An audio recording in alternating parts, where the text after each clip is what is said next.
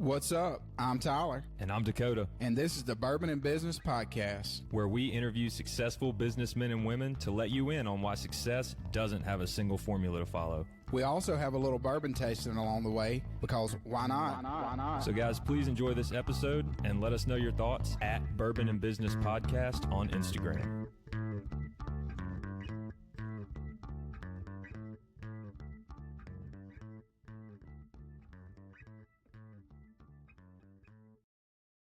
Coming to you from the Bourbon and Business Studio here in the Capitol Club in downtown Jackson, Mississippi. I'm Tyler. And I'm Dakota. And this is the Bourbon and Business Studios, our podcast. I guess I don't know where that came from. Jeez. So, what are you sipping on? I guess because we're in a new room here. We're in the billiards room, so we have a new look. You want to tell our listeners about the Capitol Club? Yeah, man. This is just one of the many rooms in the Capitol Club.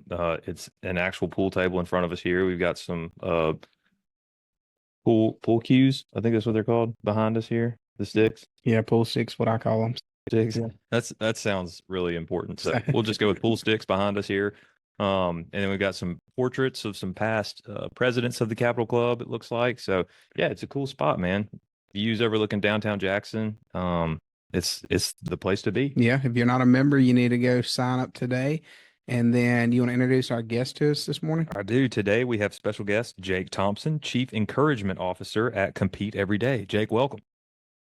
Thanks for having me, guys. Excited to be here. Yeah, glad to have you. And then what are we sipping on, Dakota? Today we're sipping on Town Branch. It's a 7-year Kentucky single malt.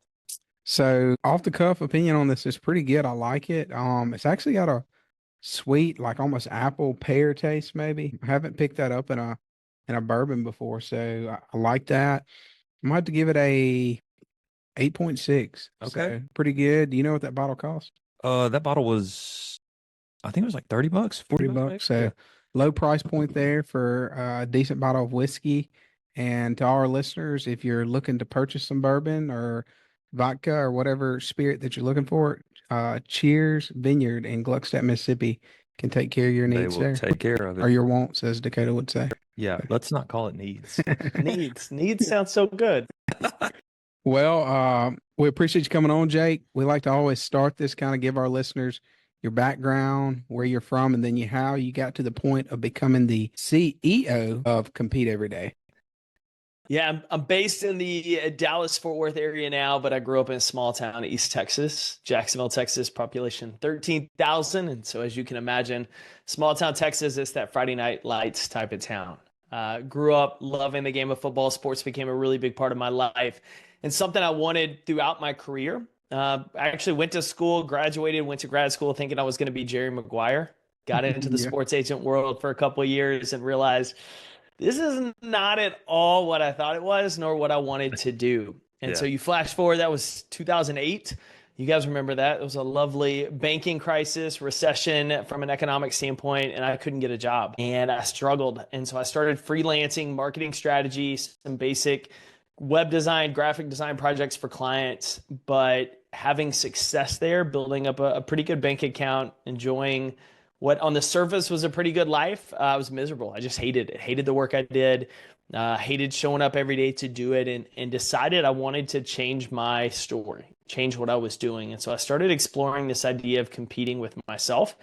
As a kid who grew up ultra competitive, it was always me versus you. Like my worth was tied up in, can I be better than you? And at this point in my career, I'm 40, 50 pounds heavier than I am now. And so I started as an athlete, like just going to the gym to try to live a better life story.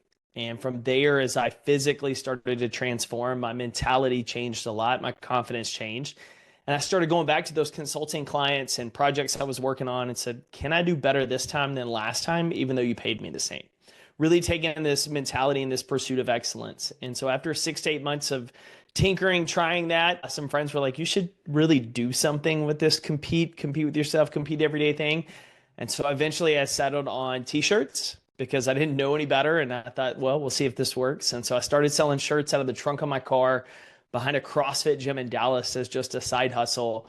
And the brand took off. And so flash forward today, I'm a keynote speaker. Primarily, that's what I do. I work with organizations and individuals, teaching them this framework that works in any arena, professionally, personally, you name it, on how you actually start pursuing and creating desired outcomes instead of doing what most people do, which is going through life on autopilot and then winding up somewhere that they had no intention to be or have no idea how they got there. Wow. Really cool thing that you have going there. You know, you touched on something that kind of piqued my interest because I was listening to, I don't know if it was a book or where I was reading it, but it's a study It's recently. probably me. Yeah, probably. There's a study that I was looking at recently, and it looks at the different generations. And if you look at, say, a generation comes out during a like financial crisis, 2008, and they're trying to find a job, or you look at the Great Depression, and then of course you had the greatest generation come after that. All the generations that were coming into adulthood when there was a I guess, harder time to live in, did better in the long run because they faced adversity early on. What are your thoughts on that? What's the phrase that bad times make strong men make good times make weak men, Yeah, weak I've Well, heard bad about times that. make strong men. It's that cycle, right? We see it a lot today with the next generation struggling in a lot of senses with resilience, because a lot Yeah, of parents and a lot of people have become those lawnmower, Zamboni, whatever your sport is, of getting out obstacles because we don't want to see people struggle. mhm. And so I think there's some truth to that, in that without adversity, you don't develop strength. You don't get stronger unless you go to the gym and get under heavier weight. You don't build up any kind of endurance in business without some kind of struggle. And so for me, there's a lot of truth to that. I think the challenge for all of us is our brains were biologically programmed to run from discomfort. Anything uncomfortable, anything that challenges us. We call that, for most of us, we call this kind of the ego gap. And so if you were to look at a visual and you think about what we just talked about, people just going on autopilot through life, the only way to get out of that is kind of shift from that victim to victor mentality, taking personal responsibility for your Yeah. position. And we consider that you're on the precipice of the ego gap. And what stops most people is our ego, right? We feel like we're too good, we're too confident, we need to do it, or we're terrified of looking sloppy, amateur, anything but perfect, right? We're so protective of our image, even today's world with social media. And so people always sit on the edge of that, but they never cross the gap, because improvement at anything, strengthening yourself at anything, requires working through the mess. It's like picking up a musical instrument right there. If we were all to take our whiskeys and go sit in a good bar with some live music, whoever's playing, if they're jamming out, doesn't matter what they're playing, they all started terribly. Even somebody as a legendary as a Buddy Guy or Stevie Ray Vaughan did not pick it up the first day and suddenly master it. They had to work through the mess. And so there's talents and things that weigh into it, but you still have to work through the mess. And I think most people are so afraid of working through the mess because they're too focused on what other people think, that they never give themselves the ability to build that resilience, right? To work through those challenges because their focus is on their image and not the long game of improvement. No, that's so good. And I've read a book as well, Grit by Angela Duckworth. Yeah. I can read. Tyler tells me I can't sometimes. But Well, she said a book. that's not true. It might only be one book, but that was the only book I needed, Tyler. All right. All the other books I'm already good at. So anyway, so Angela Duckworth talks about in her book Grit the difference in growing up as kids and how you grow up differently and how it relates and transforms you into adulthood. And she's got like two extremes essentially that she follows. One extreme was a comedian who had a bunch of grit, or in her opinion of grit, that she like took this grit exam or whatever. And the comedian grew up in a household with like very loving parents and like never made her try too hard and that kind of stuff. And then there was another with Vince, I'm blanking on his name, football player. Football coach or player? Oh, No, I don't think it was him. I Yeah. don't remember. Somebody whose dad also was a great coach. Anyway, he grew up with a parent who like was just pressure all the time. Like, hey, you've got to perform, keep going, try again. If you fail, get up, get back up, go again. And it was like they both came to like the same outcome, but the way they went about doing it was just completely different. I don't know. There's so much psychology behind that, and that internal competitive motivational factor like you were talking about. So tell us a little bit about your purposeful competition, like what that is, what it looks like in practice. yeah. So there's a couple of points I also want to hit on what you said there that I think is important for our listeners. If you're a business owner, or if you're a parent, right?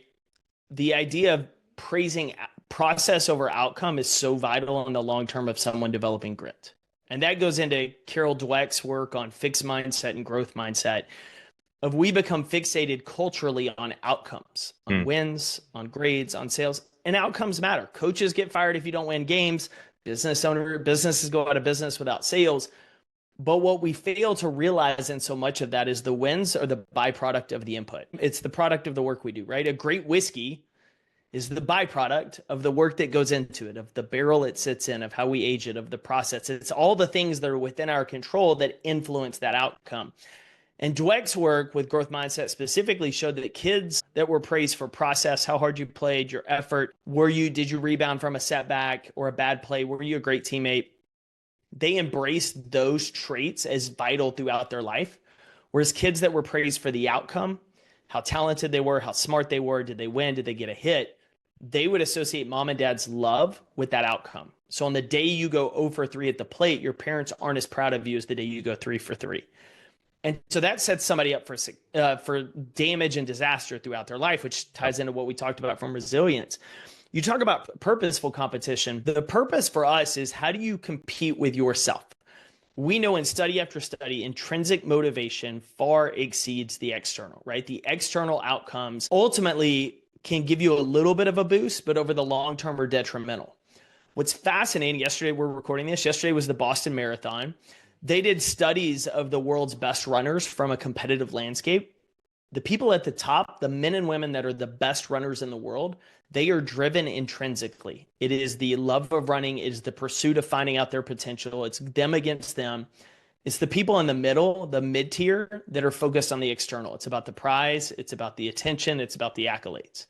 And so what happens is when we focus on the external, we actually never reach our best, because we're just focused for a fixed point, not how much more in the tank we have. And so for us, it's how do I create the mentality and the focus that every day it's me versus me.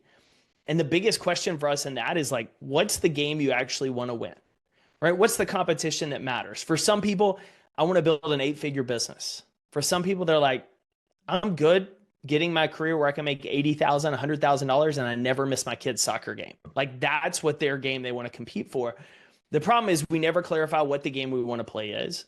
And then we never put in the work of why it matters to get better at it every day. And that's why we're so in tuned in that of like external will boost you in the temporary. You love having somebody in your sphere that's going to force you to raise your game, but your worth, your confidence, the focus has to be on the internal side, because that's the only thing you 100% control. And if you take that away, if you put all of that focus and energy on everybody else, you're in a lot of trouble. I mean, you even think about from a business standpoint, if you're building business A and somebody down the street is building a tech startup, the next Uber, we'll say, right? You're selling on whiskey.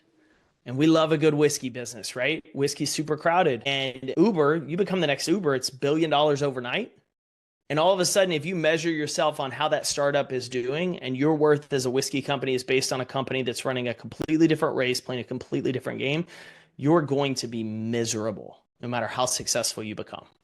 That's so good. And that comparison mindset is such a trap that a lot of people, both on a personal side and a business side, and even a parental side, can get trapped into. So what is your take on social media and the comparison mindset? Like, do you advise people to get off social media for a certain time period, to have daily limits? Like, what is the balance there? Because we've heard, I'm off social media from a majority standpoint, except for like LinkedIn, right? Because that's what Bourbon and Business is on. Yeah. You know, it's been great for my mental health to not have that, because I get trapped in that comparison mindset super easy. I'm always wanting to compete with myself and wanting to be better. So I look at people who are 10 years down the road from me and like, dang, why don't I have that yet? I got to work harder. But that's not necessarily an accurate comparison for me, right? No. So what's your take on that? Yeah. So, and it's funny you say that, because I heard on a podcast once, they were talking about like growing up, we always want to see the people at a certain 10 years down the road of like, oh, why am I not there? Why am I not doing that? And most times we're not going to choose that battle. Yep. Like I laugh that as a kid, who didn't shoot hoops in the driveway and think, I want to be the next Michael Jordan? Like you wanted to be the best. And then as you get older, you look at the rest of Michael's life. You look at his relationships. You look at some of those other things and you think, I don't want that though. Like I want this, but I don't want the rest of it. And it's a package deal. So for me, social media is like everything else. What's the intention? And so that's it. When you get on, do you just get on to mindlessly scroll? Or, hey, I'm going on LinkedIn today. I'm going to post something about our podcast. I'm going to comment on 3 people on my network. to add value to them, and because that's a way to increase visibility and then when to get off? Or do I just get on and mindlessly scroll? Like if we notice when we fall into the trap, most times it's because we're putting ourselves on the platform without a goal. We're sitting in line at the grocery store, sitting on the toilet, wherever you are, you're just picking it up to mindlessly entertain yourself versus why am I using it? What does it matter?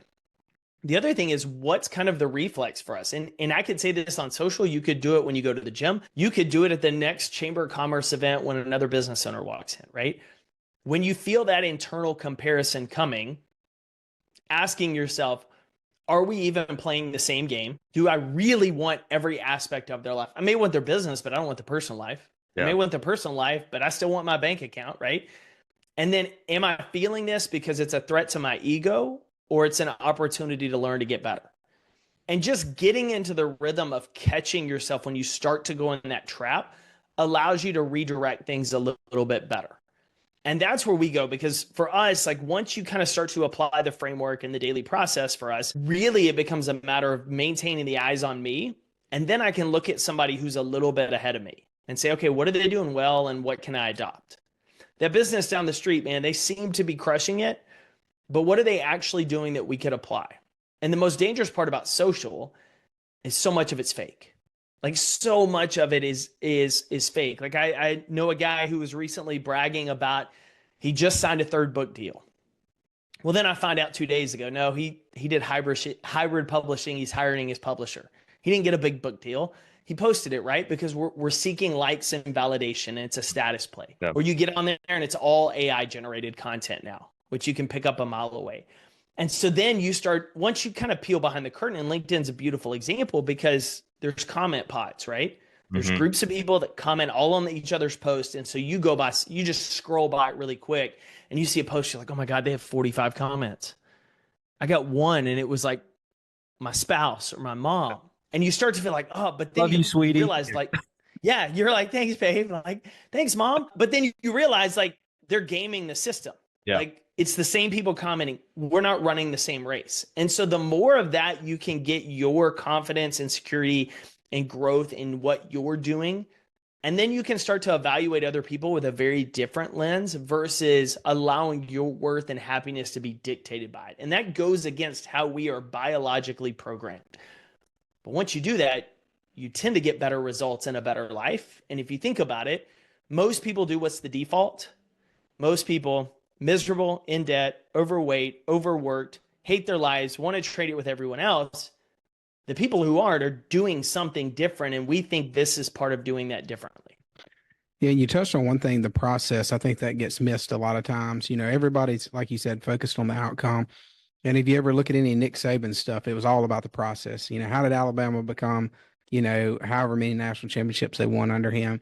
But it wasn't by the national championship games. It was by the work that was put in the off season and in the weight room and being disciplined. And the same thing in your business. You have to have a divine, or not a divine, could be a divine, I guess, but a defined route to get to where you want to go. And whether that's if you're in sales, making calls, you gotta stick to that on a daily basis. Hey, I got to make 10 calls today.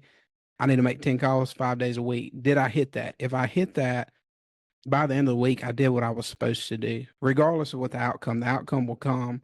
And it's just like going to the gym. No one ever goes to the gym one time and then looks in the mirror and say, man, that was a waste of time. No, we all know, hey, this is going to take me years to get to where I want to be at, but it's going to take a process. One thing I wanted you to touch on, because you said it a couple of times, how important is your physical health to being able to succeed on the business side of things? I think it's crucial, right? Because if you don't have the energy to handle some of the long hours, to show up, to be at your best for your team, your customers, then if we're honest, we're kind of cheating people of how much better it could be, right? If you're in the service-based business, you're in sales, and you're just going through the motions, it's going to bleed out everywhere else, right? It's rare that you find the person who's dedicated to a training program, who shows up, that isn't also successful in other areas of their life. Just the same, you rarely ever see a quote motivational speaker on stage who's heavily overweight. Why? Because people won't take them seriously. If you can't take care of yourself, why are you telling me to change my life? we just tend to miss that. And part of that is we prioritize everything else over ourselves. And I'm very much under belief, like the most important thing a business owner and a leader will ever do is develop themselves mentally, physically, spiritually, relationally, you name it. You have to be your best in order to bring that best to your customers in that version. And you also just need it. Business is hard. Like mentally, it's a toll. You need a healthy outlet. I love sipping a nice whiskey at night, but like I can't pound 3 or 4 of those at night every night and be at my best the next day and be healthy enough, right? And so you've got to understand you need to make deposits into yourself, no different than you would your bank account, no different than you would your relationships. And that's where, to your point, like measuring the metrics that matter is what we do, right? Sales call. Sales is perfect. All we focus on is, did I get the deal? Not how many calls did I make this week and how many conversations did I have? Bill Walsh said a quote that Saban lives by, in that you win your championship trophies in practice, you just pick them up on game day. And that's where I try to live that mentality is don't get too high off of a good outcome. Don't get too low off of a bad outcome. Because if you played sports, you won a game you did not deserve to win, and you lost a game you probably should have won. And we've all been there as sports fans. You're like, man, we should have won that game. But that's life, and life works the same way. And so when we're so fixated on the outcome, our effort and our consistency, whether it's in the gym, making sales calls, managing customer relationships, or even showing up for our spouse or our kids, it fluctuates. But when we focus on the process and your inputs every day, then it's how many calls did I make? Did I work out or move for 30 minutes? Did I tell my wife I loved them? Did I tell my kids I'm proud of them? Did I do the little check marks? Then the outcomes, the championships, they take care of themselves. That's interesting. And I think a recent example of that is probably Jalen Hurts, right? So he got to the Super Bowl, lost. He's overcome a lot in his life of being benched in the national championship game and then having to transfer schools, having to sit out for a season. Like he just took it. He took it. He said he was patient. He knew his time was coming. And then he worked in the off season and he wanted to get a Super Bowl and he got it. You know what I mean? So it's a great example of that Saban mindset that he bought into, showed up, did the work, took care of himself, took care of his body, took care of his teammates. And he's a fantastic leader as opposed to somebody who's only focused on the results. Right. And I know this is like completely off script here that we have in front of us, but I think this is super, super good conversation. So what's your take on the emotional side of things of what we're talking about and how to deal with that when it comes about, right? Because you're not going to want to make those 10 calls every day. And it's going to be, everybody's like, yeah, I'll just make the 10 calls. It's not that bad. It's not that big of a deal. And then you get there and you're like, I could just get on Twitter for a second, or X or whatever, or Facebook. And then 3 hours goes by and you're like, oh, shoot, I haven't made my 10 calls. Now it's 5 o'clock. Nobody's going to take I'll just quit. You know what I mean? So How do you overcome that emotion? Yeah, so the emotions are always there. What you're trying to do is better set yourself up for success by changing a few things. So for me, one of the things is when I catch those days, I've got to stack something. Like I use as the reference of stacking Lego blocks. Every day am I stacking a Lego block. If I stack it once a week, I'm not building crap. If I stack a Lego block every day over the next 2 years, I'll build something incredible. And so James Clear talks about this in the book Atomic Habits of taking your phone out and setting a timer for like 2 minutes. And I've had to do that with writing a book. Like I'm working right now on my 4th book, and some days it sucks. Like I know I need to write. It's brutal. And so I'm like, I have no motivation. I have no idea what I'm going to write about. But I come in and sit down and say 2 minutes. When the alarm goes off, I may have written a word, but I wrote something. I sat there. I didn't just look at a blinking cursor. That from an identity standpoint builds it. The other thing is creating 2 pieces visually that help you. And it's not necessarily helping you in the moment more than helping you the long term. So the first is when you finish a day, just having a 2-minute ritual that just says, hey, what did I do well today?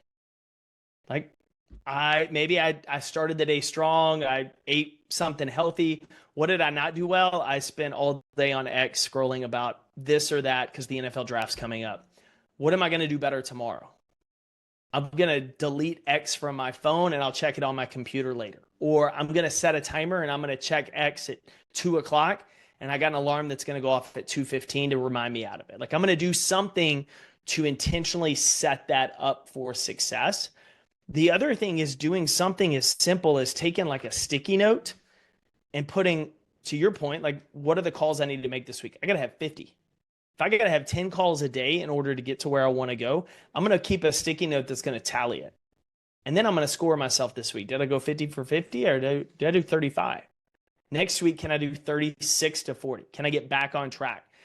And a lot of times we don't visualize it, so we forget it. It's no different. You go to the gym for a month, 2 months, you're not as jacked as you want to be. A lot of people quit. A lot of people don't even get to 2 months, right? Versus, how do I just make this a lifestyle decision and I play the long game? Jerry Seinfeld was famous for this. When he started his comedic career, he had a concept where he would put a calendar on his refrigerator. And his challenge was every day write a new joke. Doesn't matter if it's good, bad, whatever, just put the work in. And he got to a point where he'd write a joke, he'd put a big red X on the calendar for that day.